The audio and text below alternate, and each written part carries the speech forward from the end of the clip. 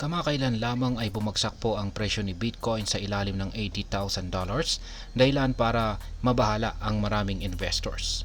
Marami pong nagtataka, ito na ba ang katapusan ng bull run o isa lamang po itong panandaliang paghina bago po ang isang malakas na pag-akyat? Ayon po kay Ginoong Bill Barhydt, siya po ang CEO ng Abra Global, may ilang mahalagang economic factors na maaari pong maging dahilan ng isang massive Bitcoin rebound.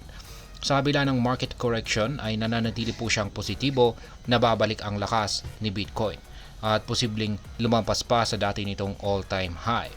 Kaya sa video na ito ay pag-uusapan po natin ang tatlong pinakamalalaking economic shift na maaari pong magpataas muli sa presyo ni Bitcoin. Ayan, bago po tayo magpatuloy ay pakibasa na lamang po ang disclaimer dito sa ibaba. Ayan po. Ngayon ay umpisa na po natin kaagad sa pinakaunang economic factors na maaari pong magpataas sa presyo ni Bitcoin. At yan po, una ay ang pagbaba ng interest rates sa US. Yan, isa sa pinakamalaking dahilan kung bakit maaaring tumaas muli ang Bitcoin ay ang posibilidad ng pagbaba ng interest rates sa Amerika. Pero paano po ito konektado kay Bitcoin? Kapag bumaba ang interest rates, mas nagiging mura ang pagpapautang ng mga bangko. Ibig sabihin ay mas maraming negosyo at individual ang maaring mangutang na lumilikha ng mas maraming liquidity o galaw ng pera sa ekonomiya. Sa panahon ng mataas na liquidity, mas maraming investors ang naghahanap po ng assets na maaring paglagyan ng kanilang pera. At isa sa pinakamalaking benepisyaryo nito ay si Bitcoin at iba pang mga cryptocurrencies. Sa madaling sabi, kapag bumaba po ang interest rates, maaaring tumaas muli ang demand kay Bitcoin na siyang magpapalaki o magpapataas sa presyo nito. Pangalawa ay ang pagpapababa ng mortgage rates at ang pagpapalakas ng credit markets.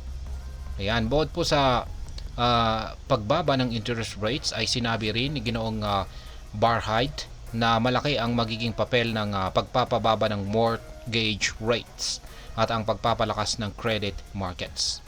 Pero bakit nga ba ito mahalaga? Ayan, ang real estate market at credit markets ay may direktang epekto sa ekonomiya. Kapag mababa po ang mortgage rate, mas maraming tao ang nakakabili ng bahay at mas maraming negosyo ang nakakautang para sa expansion.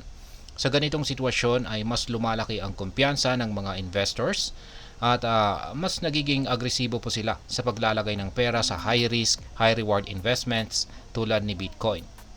Ang nangyari noong taong 2017 ay isa po itong magandang halimbawa. Noong panahong iyon ay tumaas po si Bitcoin matapos dumami ang fiat liquidity o ang dami ng perang umiikot sa ekonomiya. Ayon po sa eksperto ay posibleng maulit po ito sa susunod na mga buwan. Yan, ang pangatlo po ay ang pagpapababa ng treasury rates at pagpapalakas po ng global liquidity. Yan, ayon po kay Ginoong Barhydt, malaki rin ang magiging papel ng pagbaba ng treasury rates at para po sa mga hindi pamilyar. Ang treasury rates ay ang interest rates na binabayaran po ng gobyerno sa mga bonds o utang nito. Kapag bumaba po ang treasury rates, mas nagiging mura para sa gobyerno ang mangutang ng pera. At ang resulta, ayan, mas maraming stimulus at economic programs ang maaring ipatupad na magpapalakas sa global liquidity.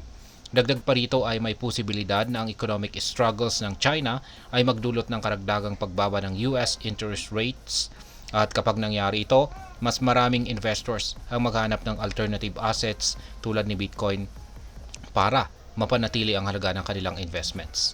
Kung susuriin po natin ang history, tuwing may malaking liquidity injections mula sa gobyerno, madalas itong umaakyat, madalas din pong umaakyat ang presyo ni Bitcoin. Kaya't hindi malayong mangyari itong muli. At ayan, ano nga ba ang crypto market outlook sa panahon ng pagbagsak? Ayan.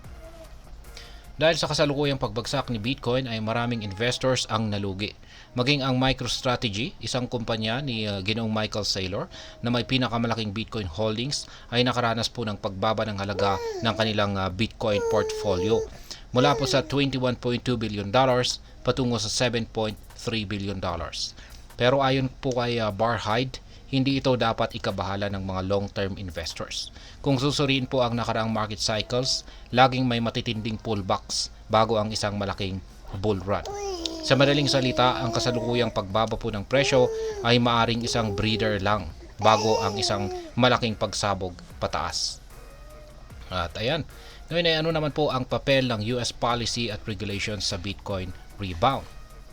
Ayan, isa pang malagang aspeto na maaring magpabago sa takbo ng Bitcoin market ay ang US regulations. Halimbawa ay may isang executive order si Pangulong Donald Trump na naglalayong gawing bahagi ng US Reserve ang Bitcoin gamit ang mga seized digital assets. Kung ito po ay maisa sa katuparan, maaaring magkaroon ng mas malinaw na crypto framework sa Amerika, isang bagay na matagal nang hinihintay ng mga investors. Bukod pa rito ay mas nagiging crypto-friendly na rin ang US regulatory bodies.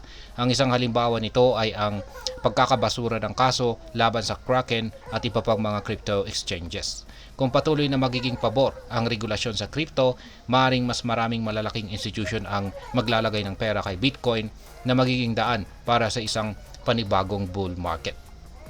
At ayan, bilang panghuli ay ano naman ang aking masasabi tungkol dito. Kung pagbabasihan ay ang kasaysayan, makikita natin na si Bitcoin ay laging bumabawi o nakakabangon pagkatapos po ng matinding market corrections. At sa dami ng economic factors na maaring magtulak sa presyo nito pataas, mula sa pagbaba ng interest rates hanggang sa paglakas ng global liquidity, may sapat na dahilan para manatili tayong positibo. Ngunit syempre, hindi ito nangangahulugan na dapat maging kampante. Mahalaga pa rin ang tamang risk management sa pag-i-invest sa crypto. At ayan, hanggang dito na lamang po tayo sa video na ito. Marami pong salamat sa panonood. Ingat po tayo lagi at God bless po sa ating lahat.